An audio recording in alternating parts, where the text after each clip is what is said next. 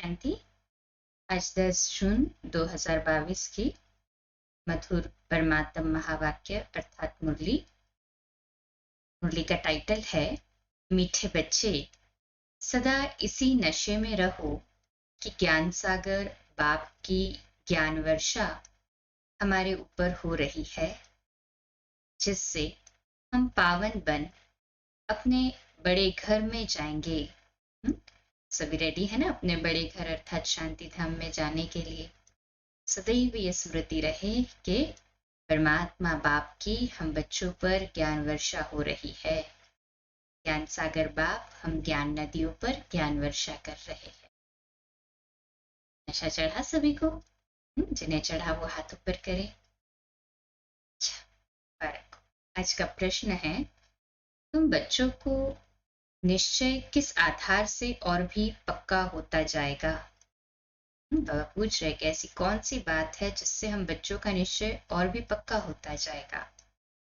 बाबा उत्तर देते हैं, दुनिया में जितने हंगामे बढ़ेंगे तुम्हारे दैवी झाड़ की वृद्धि होगी, उतना पुरानी दुनिया से दिल हटती जाएगी और तुम्हारा निश्चय पक्का होता जाएगा। विहंग मार्ग की सर्विस होती जाएगी। धारणा पर अटेंशन देते जाएंगे तो बुद्धि का हौसला बढ़ता जाएगा। अपार खुशी में रहेंगे। सभी ने देखा ना, कोरोना काल में लोग जो समझते थे कि हम तो स्वर्ग में बैठे हैं, उनको समझ में आया कि नहीं, ये तो अभी दुनिया का कोई भरोसा नहीं। अभी भी प्राकृतिक आपदाएं जो बढ़ रही है, वॉर्स जो बढ़ रहे हैं, ये सब देखते हुए सभी का जो मुख है वो सचेत हो चुका है कि नहीं, जो ब्रह्मा कुमारी कहते हैं या फिर बाबा के भी जो बच्चे हैं वो और अधिक निश्चय बुद्धि हो जाते हैं कि नहीं, ये दुनिया अभी पुरानी गई की गई। सूक्ष्म धारणाओं पर और अधिक अटेंशन हो और अधिक पक्की होती जाए, है ना? सभी का ऐसे ही गए। हाँ जी बाबा। ओम शांति। बच्चों को रोज यह कहने की दरकार नहीं रहती कि शिव बाबा को याद करो। बच्चे जानते हैं हम शिव बाबा की संतान है, कहने की दरकार नहीं रहती। शिव बाबा हमको इस द्वारा अर्थात ब्रह्मा बाबा द्वारा पढ़ाते हैं। यह है ज्ञान सागर के ज्ञान की वर्षा। बच्चों की बुद्धि में है कि ज्ञान सागर की अब हमारे ऊपर ज्ञान वर्षा हो रही है ना? सभी की बुद्धि में हाथ ऊपर करें। जो आकर ब्राह्मण बनते हैं उन पर ही मैं ज्ञान की वर्षा करता हूँ, बच्चों के सम्मुख होता हूँ। अभी बच्चे सम्मुख बैठे हैं। बाबा घड़ी घड़ी सम्मुख होने का नशा चढ़ाते हैं। माया फिर नशा उतार देती है। किसका पूरा उतार देती, किसका कम। बच्चे जानते हैं हम आए हैं सागर के पास रिफ्रेश होने, अर्थात मुरली की पॉइंट धारण कर डायरेक्शन लेने। हम उनके सम्मुख बैठे हैं। इस ज्ञान सागर की वर्षा एक ही बार होती है। बाप आते ही है पतितों को पावन बनाने। महिमा भी ऐसे गाते हैं, हे पतित पावन। सतयुग में तो ऐसे नहीं पुकारेंगे ना, वहां तो ज्ञान सागर की ज्ञान वर्षा से पावन बने हुए हैं। ज्ञान के साथ फिर वैराग्य भी है। सतयुग में तो ऑलरेडी सभी पावन बने हुए हैं ना, इसके लिए वहां पुकार की दरकार ही नहीं रहती। और यहाँ वैराग्य आ गया है हमें, बेहद का वैराग्य। किस चीज का? पुरानी पतित दुनिया का बुद्धि से वैराग्य आता है। आ गया है सभी को वैराग्य? जो समझते हमें पूरा 100% वैराग्य आ गया है, हाथ ऊपर करें। मुबारक हो। बच्चे बुद्धि से जानते हैं कि अभी हम नई दुनिया में जाते हैं, पुरानी दुनिया को छोड़ना है। इसको वैराग्य अक्षर कह दिया है। जैसे बाबा नया मकान बनाते हैं तो पुराने से बुद्धि योग हटकर नए से लग जाता है ना। समझते हैं पुराना खलास हो तो हम नए में जावे। बच्चे भी अंदर में कहेंगे, बच्चे भी अंदर में कहते होंगे जल्दी जल्दी स्वर्ग की स्थापना हो जाए, तब हम अपने घर जाए, सुखी होवे। बच्चों की दिल की आवाज बाबा तक पहुंच रही है। पहले पहले हम साजन के साथ घर जाएंगे। शांति धाम तो जाना पड़े ना पहले। यह है पियर घर, यह छोटा है। वह बड़े बाबा का घर बड़ा घर है। संगम युग तो छोटा है, परंतु शांति धाम बड़े बाबा का बड़ा घर है। तुम जानते हो वह तो सभी आत्माओं का घर है। जानते हैं ना सभी? है हाँ जी बाबा। यह तुम बच्चों की बुद्धि में है और किसकी बुद्धि में नहीं है। आगे तो अंधियारा था, अब सूझ रहा है। यह भी समझते हो कि ज्ञान तो सब नहीं लेंगे, घर तो सब जाएंगे जरूर। तुम बच्चों की बुद्धि में है कि अब हम अपने घर जा रहे हैं, श्रीमत पर लायक बन रहे हैं, स्वर्ग के लायक बनना है। एक तो मुझे याद करो तो विकर्म विनाश हो जाए, दूसरा चक्र को फिराओ। सृष्टि का चक्र कैसे फिरता है, इनकी आयु कितनी है, कौन कब आते हैं, यह सारा बाप बैठ समझाते हैं। यह जो कहते हैं मनुष्य 84 लाख जन्म लेते हैं, तो क्या सभी लेते हैं? अभी तुम जानते हो 84 जन्म होते हैं, उनका भी हिसाब है। सब तो 84 जन्म भी नहीं लेंगे ना। शुरू से लेकर पुनर्जन्म में आते रहते हैं। पिछाड़ी में किसके एक दो जन्म भी होते हैं, जो लास्ट में आते हैं तो उनके कम जन्म होंगे। पहले पहले जो आएंगे वह 84 जन्म लेंगे। सतयुग आदि से आने वालों के तो टोटल 84 जन्म होते हैं ना। जैसे मिसाल यह लक्ष्मी नारायण है। मनुष्य फल इन्हों के मंदिरों में जाते हैं, परंतु कुछ भी पता नहीं है। बस कहेंगे भगवान भगवती का दर्शन करने जाते हैं, परंतु इन्हों की यह राजधानी कैसे स्थापन हुई यह कुछ भी नहीं जानते। जिसकी पूजा करते उनके ऑक्यूपेशन को ही नहीं जानते, तो वो पूजा क्या काम की। इसलिए इनको कहा जाता है अंधश्रद्धा। जप तप तीर्थ आदि करते हैं, समझते हैं इनसे भगवान को पाने का रास्ता मिलता है, परंतु इनसे कोई को भगवान मिल नहीं सकता। समझो यहाँ भी कोई कोई आते हैं, जगत अम्बा के मंदिरों में आते हैं दर्शन करने।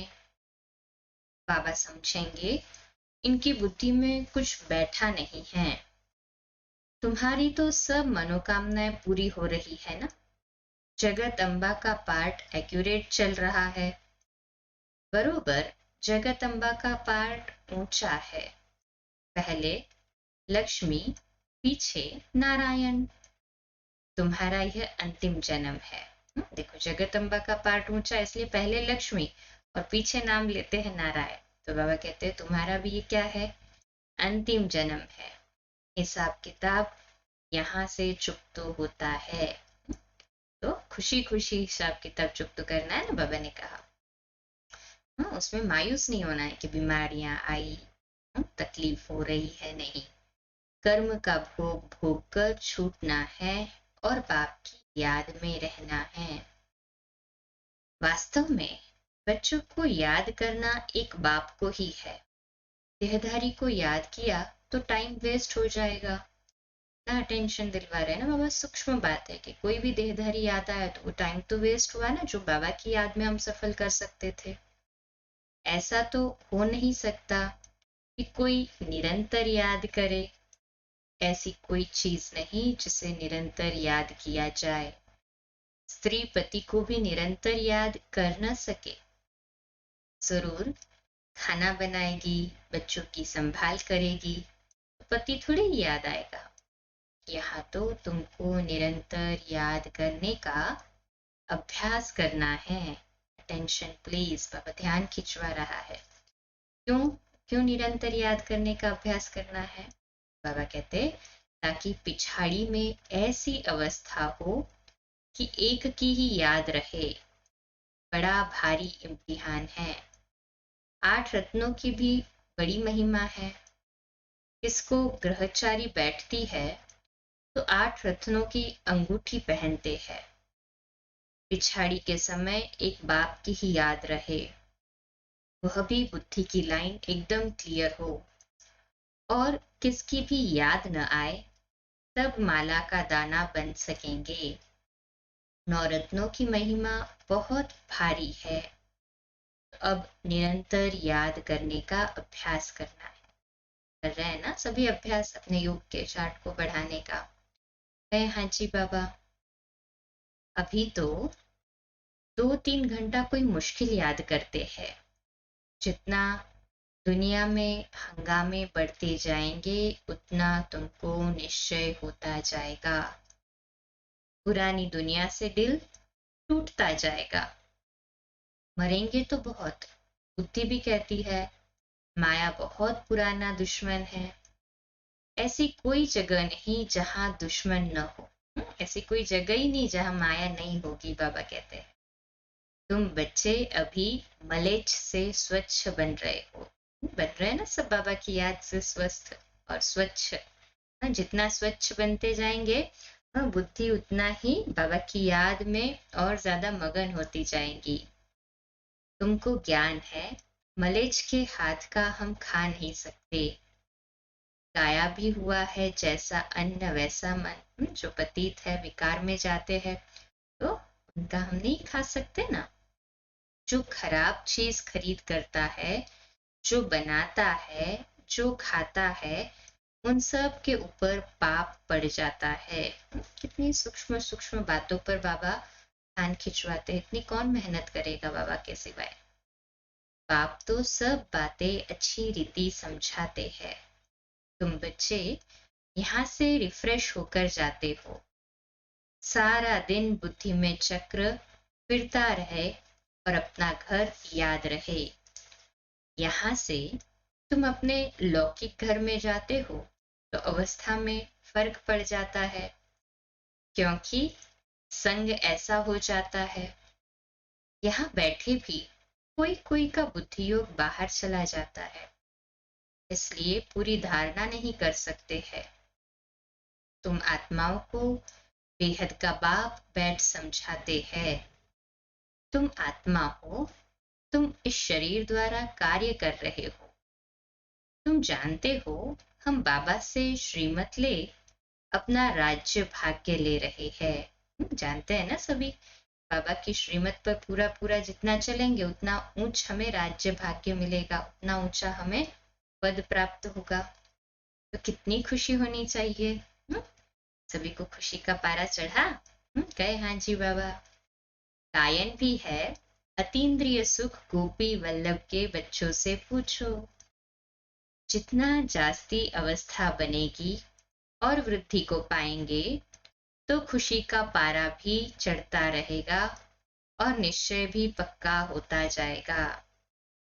धारणा पर अटेंशन देते जाएंगे तो तुम्हारी बुद्धि का हौसला बढ़ता जाएगा। आगे चलकर तुम्हारी विहंग मार्ग की सर्विस होती जाएगी। युक्ति निकालनी होती है जिससे कोई को अच्छी रीति तीर लगे। मुख्य तो है ही बाप का परिचय देना। बेहद के बाप से बेहद का वर्षा मिलता है। ज्ञान सागर भी वह है। ज्ञान से ही मनुष्य पावन होते हैं। पतित पावन वही बाप है। तुम एक ही पॉइंट उठाओ कि सर्वव्यापी की बात से भक्ति भी चल न सके। यह बात अच्छी रीति समझानी है। सर्वव्यापी की बात करें तो भक्ति में याद किसको करे। ये भी तो पॉइंट अच्छे से समझा सकते हैं ना। वो लोग कहते हैं कि इन्हों के ज्ञान से विनाश होगा।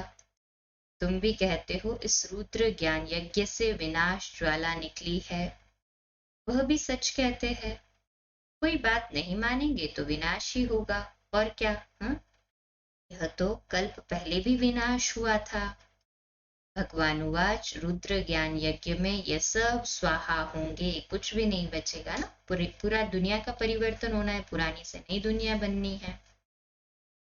वो लोग समझते हैं इन्हों का ऐसा ज्ञान है, इसलिए सामना करते हैं। समझते हैं कि बहुत भक्ति करने से भगवान मिलता है। हम भी कहते हैं जिन्होंने भक्ति बहुत की है उनको ही भगवान मिला है ना। वो लोग समझते हैं कि बहुत भक्ति हम करेंगे तो हमें भगवान मिलेंगे, और अभी हम समझते हैं हमने बहुत भक्ति की थी ना, उसी का फल हमें बाबा मिला है ना। ये समझ पूरी क्लियर अंडरस्टैंडिंग है ना। हाथ ऊपर करे। परंतु इन बातों को समझने में मनुष्य को बहुत मेहनत लगती है। कल्प पहले भी तुम बच्चों ने बाप की मदद से नर्क को स्वर्ग बनाया था। जरूर नर्क का विनाश भी हुआ होगा। जब नरक का विनाश हो तब स्वर्ग की स्थापना हो। यह भी तुम समझा सकते हो। भारत बरोबर पावन था। यह तो कोई भी धर्म वाला कहेगा। बरोबर स्वर्ग था, प्राचीन माना, सबसे पुराना, सो तो स्वर्ग ही होगा ना। जो पुराना हो गया है वह फिर नया होना है। यह तुम बच्चों की बुद्धि में है। बरोबर इन देवी देवताओं का राज्य था, अब नहीं है। फिर से आदि सनातन देवी देवता धर्म की स्थापना करा रहे हैं। किसकी मदद से? जो सर्व का निराकार बापूजी है ना। शिव बाबा खुद को कहते हैं सर्व का निराकार बापूजी। उसकी मदद से ही देवी देवता धर्म स्थापन हो रहा है ना। कहे हाँ जी बाबा, सर्व आत्माओं का बाप। इन बातों को तुम जानते हो। तुम कितने साधारण हो। आप कहते हैं मैं भी गरीब निवाज हूं। तुम गरीब हो ना। तुम्हारे पास क्या है? तुमने सब कुछ भारत के ऊपर स्वाहा किया है। तुम्हारी कितनी बड़ी रावण से लड़ाई है। सोचो स्वर्ग में क्या था और अभी उसके कंपैरिजन में देखे तो अभी तो कुछ नहीं है। अभी हमारी बड़ी भारी लड़ाई है रावण से, अर्थात विकारों से। शक्ति सेना है ना। वंदे मातरम गाया जाता है। अपवित्र पवित्र की वंदना करते हैं। कौन सी माता? वह धरनी माता समझ लेते हैं। वंदे मातरम तो धरती माता समझते हैं ना, भारत माता समझते हैं। परंतु यह तो धरती पर रहने वालों की बात है। जगत अम्बा है तो बच्चे भी है, पूरा परिवार है ना। यह दिलवाला मंदिर यादगार बना हुआ है। कुमारियां अधर कुमारियां भी है। इनको माता भी कह देते हैं। तुम कहते हो बाबा हम तो बीके हैं। दिलवाला मंदिर में नीचे तपस्या करते हुए तपस्वी बताए और ऊपर स्वर्ग के नजारे बताए। तो अभी हम संगम पर तपस्या कर रहे हैं और आने वाली नई दुनिया स्वर्ग में राजाई प्राप्त करेंगे। तो बाबा कहते सारे यादगार जहाँ पे हम तपस्या कर रहे हैं आबू में, वहीं पर है दिलवाला मंदिर। वहीं पर अधर कुमारी का मंदिर है। हमको माता न कहे बेटी कहो, हम कुमारी है। कितनी गुह्य समझ की बात है, परंतु उठा नहीं सकते हैं। पुराना जन्म जन्मांतर का भान बैठा हुआ है, वह टूटता ही नहीं है। तुम्हारी बुद्धि में है कि बाबा हमारे सामने बैठे हैं, आत्माओं से बात कर रहे हैं। बाप की इस शरीर में प्रवेशता है। बाबा आकर अलौकिक दिव्य कर्तव्य करते हैं। पतित को पावन बनाने के लिए पढ़ाते हैं। पूरी याद रहनी चाहिए। हमको पतित पावन शिव बाबा पढ़ाते हैं। पतित पावन सबसे ऊंचा हुआ, फिर बाप टीचर भी है। पहले पहले अक्षर ही आना चाहिए मत पतित पावन। उनको याद करते हैं, ओ गॉड फादर आओ, आकर फिर से हमें राजयोग सिखलाओ। बाप भी कहते हैं फिर से तुम बच्चों को सहज ज्ञान योग सिखला रहा हूं। इसमें पुस्तक आदि की कोई बात नहीं। कोई डिफिकल्ट थोड़ी है ये। यह तो उन्होंने नाम रख दिया है, तो बाप तुमको लायक बनने की शिक्षा दे रहे हैं। मिल रही है ना इन मुरली से हमें शिक्षाएं है। हाँ जी बाबा, नित्य नई पॉइंट मिलती है। और गीताएं ग्रंथ आदि जो बनाते हैं उनमें कोई एडिशन व कटकुट नहीं करते हैं, वही सुनाते हैं। यहाँ एडिशन किया जाता है, कटकुट भी किया जाता है। बाबा रोज नित्य सोचो, इतने सालों से बाबा कितनी पालना दे रहा है हमें। रोज नई नई पॉइंट से हमें भरपूर करता है, रोज नई नई पॉइंट्स मिलती है। नॉलेज बड़ी वंडरफुल है, जो और कोई शास्त्रों में नहीं है। काम महाशत्रु है। भगवान उवाच, देह सहित सबको भूल जाओ, एक को याद करो। मैं तुम सब आत्माओं को वापस ले जाऊंगा। मैं अकाल मूर्त कालों का काल हूं। मैं सब बच्चों को लेने आया हूं, तो तुमको खुशी होनी चाहिए ना। है ना सभी को खुशी कि बाबा हमें इस पुरानी दुनिया से नई दुनिया में ले जाएगा, अपने बड़े घर शांति धाम में ले जाएगा। जिनको खुशी है हाथ ऊपर करें। अच्छा, बाबा कहते हैं तुम जानते हो अभी हम घर जाते हैं, जल्दी होशियार हो जाए, बाबा से वर्षा तो ले लेंगे, तब तक लड़ाई न लगे। बाबा कहेंगे मैं थोड़ी कुछ कर सकता हूँ, पहले रिहर्सल होगी। अभी तो राजाएं आदि भी नहीं आए हैं, राजस्थान पर भी समझा सकते हो। बोलो तुमको पता है कि राजस्थान नाम क्यों पड़ा है? भारत में लक्ष्मी नारायण का राज्य था ना, तो ये राज्य भारत में था, इसलिए राजस्थान राज्य करने का स्थान है भारत। फिर से वह राजस्थान होना चाहिए। सो अब फिर से स्थापन हो रहा है। कितनी नई नई पॉइंट्स बाबा पढ़ाता है, वंडर है ना। हम जानते हैं, परंतु बुद्धि में जब बैठे तब खुशी का पारा चढ़े। इस मार्ग में इन देवताओं के मंदिर बनाते हैं। भारत में कितना धन था, हम फिर से इनको दैवी राजस्थान बनाते हैं। इन बातों को आकर समझो, समझाने का भी उमंग होना चाहिए। यह भी सेमिनार है ना, कैसे सर्विस करनी चाहिए। बाबा ने समझाया है, कुमारियां माताएं गोप सब इकट्ठे सुनते हैं। ऊंच से ऊंच एक भगवान है, कृष्ण नहीं। तो राजस्थान पर तुम समझा सकते हो। बरोबर राजस्थान था, जिन्हों के मंदिर बने हुए हैं, फिर से हम बना रहे हैं। आप हमको राजयोग सिखा रहे हैं। तुम भी ट्राई करो आधा कल्प के लिए, फिर कभी रोना नहीं पड़ेगा। हम राम की श्रीमत से रावण पर जीत पा रहे हैं। अक्षर सुनेंगे तो अंदर जचेगा। जिनको तीर लगेगा वह समझने के लिए आ जाएंगे। यह बेहद का सेमिनार रोज बाबा करते हैं। यह है आत्माओं का परमात्मा के साथ सेमिनार। अच्छा, मीठे मीठे सिकिलदे बच्चों प्रति माता पिता बाप दादा का याद प्यार और गुड मॉर्निंग। रूहानी बाप की रूहानी बच्चों को नमस्ते। सभी मिलकर कहे, हम रूहानी बच्चों की रूहानी माता पिता बाप दादा को याद प्यार, गुड मॉर्निंग और नमस्ते।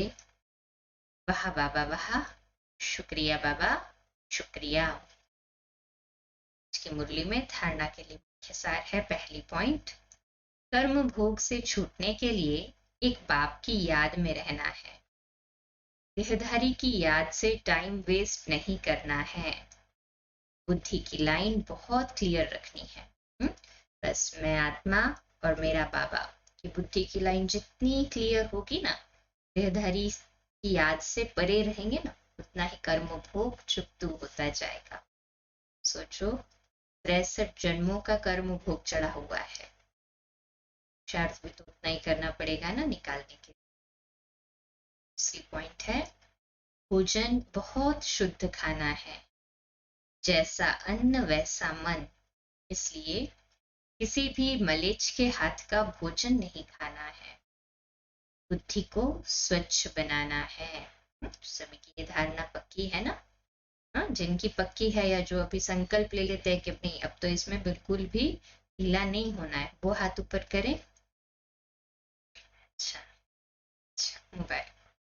आज का मीठा वरदान है, रूहानी सिंपैथी द्वारा सर्व को संतुष्ट करने वाले सदा संपत्तिवान भव। इसका विश्लेषण है, आज के विश्व में संपत्ति वाले तो बहुत है, लेकिन सबसे बड़े से बड़ी आवश्यक संपत्ति है सिंपैथी। Double underline. सबसे बड़े से बड़ी आवश्यक संपत्ति कौन सी कही बाबा ने? सिंपैथी, ताकि करुणा भाव रखना, दया भाव रखना, चाहे गरीब हो चाहे धनवान हो। लेकिन आज सिंपैथी नहीं है। आपके पास सिंपैथी की संपत्ति है, इसलिए किसी को और भले कुछ भी नहीं दो, लेकिन सिंपैथी से सबको संतुष्ट कर सकते हो। कोई हमारे पास आता है, उनकी बातें सुनाता है, उनको सिंपैथी देते हुए, साक्षी होते हुए, हाँ, बाबा से वाइब्रेशंस दे उनको। इतना तो सब कर ही सकते हैं ना? हाथ ऊपर करे जो समझते कर सकते हैं।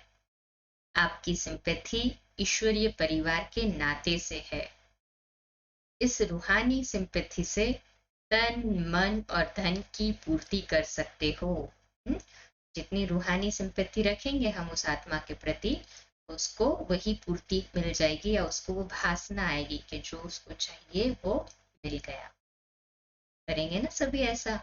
सिंपैथी में नंबर 1 बनने का अभ्यास करें। हाँ जी बाबा, हम नहीं करेंगे तो और कौन करेगा? हमें तो नंबर 1 जाना है ना। अच्छा, आज का स्लोगन है, हर कार्य में साहस को साथी बना लो तो सफलता अवश्य मिलेगी। हर कार्य में साहस को साथी बना लो तो सफलता अवश्य मिलेगी। अच्छा, आज का हमारा स्वमान लिखने के लिए और अभ्यास करने के लिए है, मैं सदा संपत्तिवान हूँ। मैं सदा संपत्तिवान हूँ। कौन सी संपत्ति? रूहानी सिंपैथी की संपत्ति। वो स्थूल संपत्ति तो ऐसी है कि आज है और कल नहीं। कहीं भूकंप आ गया तो जो था वो सब के सब मिट्टी में मिल गया। खुद का भी भरोसा नहीं है, शरीर का भी भरोसा नहीं है, तो उस स्थूल धन का क्या भरोसा करे? तो आज ये सारा दिन स्वमान का अभ्यास करे, रूहानी नशे में, मौज में रहे कि मैं रूहानी सिंपैथी वाली, संपत्तिवान, कभी कभी की नहीं, सदा की, सदा संपत्तिवान आत्मा हूं।